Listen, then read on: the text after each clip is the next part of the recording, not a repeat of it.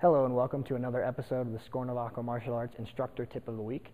Today myself, Mr. Mike, and Mr. Clark are going to be taking you guys through some ways to dynamically practice your forms at home, different things to develop different training ideas, work on different principles, and different ways to have effective practice at your forms at home. I hope you enjoy.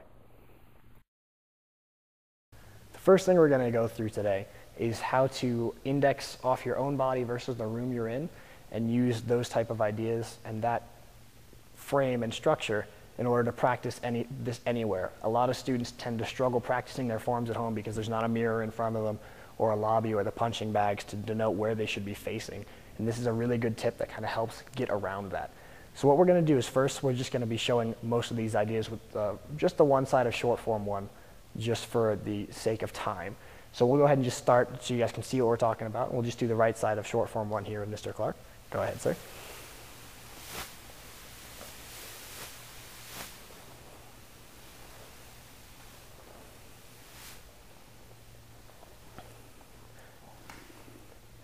As you can see, part of what he ends up doing is facing the four major directions: front, left, right, and behind.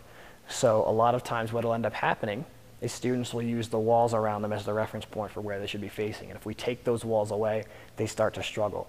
So what we're going to do is give you guys some tools that they can use to overcome that. The way that we're going to do this is go over a couple of basic concepts you cover in this form. And these will change a little bit throughout each form, but it's easy to find them once you know what you're looking for. So we'll go ahead and start out. He starts in his horse stance. Now, every time he does this, you'll notice he takes a step back. He always retreats. So he does one step here, and then he's moving straight back the next one. For example, in short form one, he's always going to turn towards his front shoulder and move with his back leg, with his front foot staying still. So he will now turn towards his front shoulder or his left, and then step straight back. Next section, he turns 180 degrees all the way around, and then steps straight back. And then once again, turning towards his front shoulder, stepping with the back foot, and then stepping straight back, and then he comes back to the front, and he's finished. The way this helps us is it will allow him to then look at where he's standing and move in relationship to himself versus the room around him. So I'm going to go ahead and have you come to just the center here, sir. And instead of facing towards the front, what we're going to do is we're going to turn him to the corner here, which for most beginner students, if you do this, they're not going to like it too much. It's a bit more of a challenge for them. But what we can start to look at is using those tips. Go ahead and start off. He starts with his right hand, steps through reverse.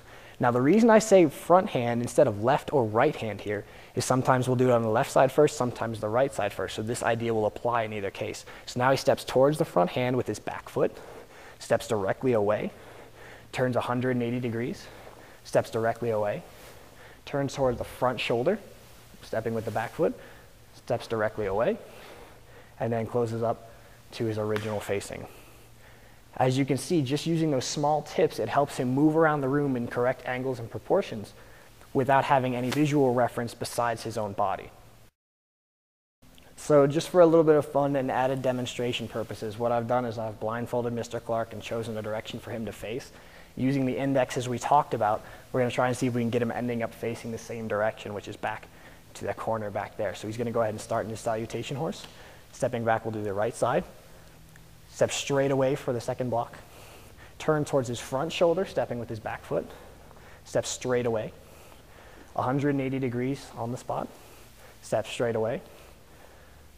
Turn towards the front shoulder with the back foot. Step straight away. Close up to your horse stance. As you can see, just using those little clues and ideas, he's now once again facing the same direction that we started in. And this will help whether they're doing it with their eyes closed, which is a great way to practice their referencing from their own body and using their sense of self and spatial awareness to determine their movement versus their eyes. It also helps them practice at home or in different environments they're not used to practicing in and still ending up facing the same way.